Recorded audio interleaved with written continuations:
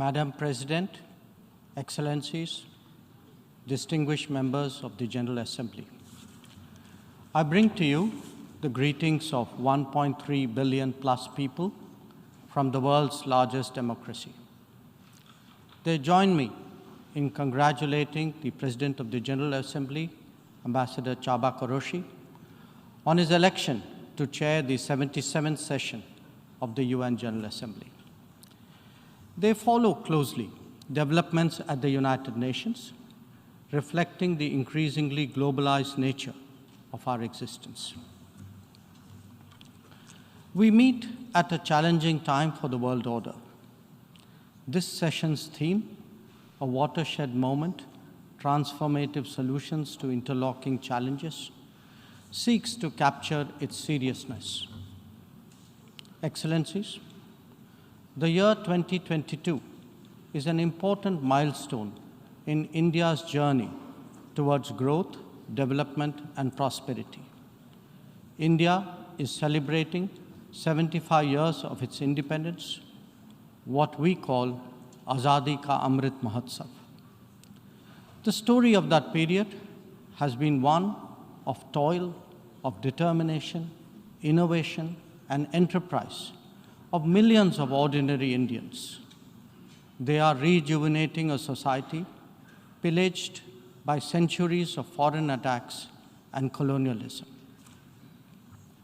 And they are doing so in a democratic framework whose steady progress is reflected in more authentic voices and grounded leadership.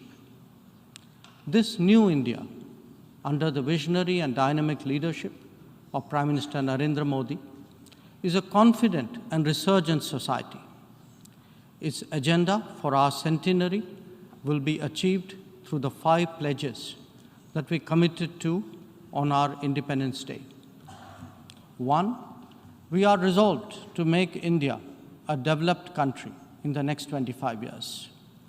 For the world, that creates more capacities for global good. 2, we will liberate ourselves from a colonial mindset. Externally, this means reformed multilateralism and more contemporary global governance. 3, our rich civilizational heritage will be a source of pride and of strength. This includes care and concern for the environment, so ingrained in our traditional ethos. 4, we will promote greater unity and solidarity. This expresses a coming together on global issues such as terrorism, pandemics, or the environment. And 5, we will instill consciousness of duties and responsibilities. This applies to nations as much as it does to citizens. These 5 pledges affirm our age-old outlook that sees the world as one family. We believe that national good and global good can be entirely in harmony. It is this conviction that led us to supply vaccines to over 100 nations. Similarly, our evacuation operations in HADR situations always had room for other nationals in distress. Even as we meet our own development targets, India offers partnerships to our brothers and sisters in Asia, in Africa, and Latin America. And we do so based on their needs and their priorities. Today, the focus is on green growth, better connectivity, digital delivery, and accessible health. Our solidarity is not just in words. You can see them in 700 projects across the world. Madam President, even while India contributes to global betterment, we recognize the sharp deterioration in the international landscape. The world is already struggling with challenges of post-pandemic economic recovery. The debt situation of the developing is precarious. To this is now added the rising costs and the shrinking availability of fuel, of food, and of fertilizers. These, along with trade disruptions and diversions, are among the many consequences of the Ukraine conflict. The Indo-Pacific, too, witnesses fresh concerns about its stability and its security. And climate events have added an overlay on these mounting anxieties. As we saw in the case of the COVID pandemic, the South will be the most impacted, even if the immediate causes are well beyond. It is imperative that global conversations recognize this deep unfairness. The inequity of vaccine distribution should not be replicated in other domains. Madam President, as the Ukraine conflict continues to rage, we are often asked, whose side are we on? And our answer each time is straight and honest. India is on the side of peace and will remain firmly there. We are on the side that respects the UN Charter and its founding principles. We are on the side that calls for dialogue and diplomacy as the only way out. We are on the side of those struggling to make ends meet, even as they stare at the escalating costs of food, of fuel, and fertilizers. It is therefore in our collective interest to work constructively, both within the United Nations and outside, in finding an early resolution to this conflict. Excellencies, while the global attention has been on Ukraine, India has also had to contend with other challenges, especially in its own neighborhood. Some of them may be aggravated by the COVID pandemic and ongoing conflicts, but they speak too of a deeper malaise. The accumulation of debt in fragile economies is of particular concern. We believe that in such times, the international community must rise above narrow national agendas. India, for its part, is taking exceptional measures in exceptional times. We do so when we send 50,000 metric tons of wheat and multiple tranches of medicines and vaccines to Afghanistan. When we extend credits of $3.8 billion to Sri Lanka for fuel, essential commodities, and trade settlement. When we supply 10,000 metric tons of food aid and vaccine shipments to Myanmar. When we fill the gap in humanitarian needs left unaddressed by political complexity. Whether it is disaster response or humanitarian assistance, India has stood strong, contributing particularly to those nearest to us. Excellencies, the world as we knew it is poised for transformational changes. It has been impacted in recent times by a succession of shocks, each of them significant by itself. The COVID pandemic called into question the over-centralized nature of globalization and has led all of us to seek greater resilience and reliability of supply chains. The repercussions of the ongoing Ukraine conflict have further heightened economic stresses, especially on food and energy. Climate events have added to disruption that the world is already facing. As for the promise of technology, it has certainly multiplied our capabilities, but also added to our vulnerabilities. Trust and transparency are legitimate expectations of a more digitized world. The quest to create a better global order would necessarily have to address all these issues. Among them, some are clearly more existential in nature and necessitate intense coordination by the international community. Climate action and climate justice are particularly noteworthy in this respect. In their pursuit, India has worked with partners on the International Solar Alliance, the One Sun, One World, One Grid initiative, and the Coalition for Disaster Resilient Infrastructure.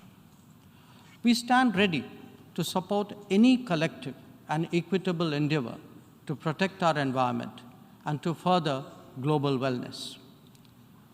Lifestyle for Environment, or LIFE, as declared by Prime Minister Narendra Modi in Glasgow on the sidelines of COP26, is our homage to Mother Nature.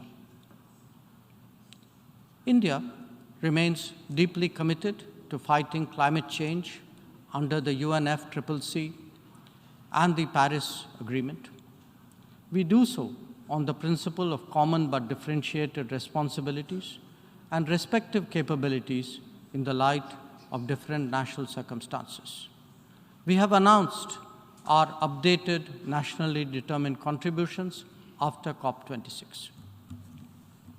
Excellencies, India's steadfast commitment to South-South cooperation is by now well established and well recognized.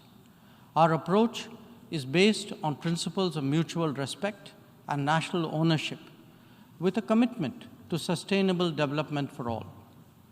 As we begin the G20 presidency this December, we are sensitive to the challenges faced by developing countries. India will work with other G20 members to address serious issues of debt, of economic growth, food and energy security, and particularly of environment.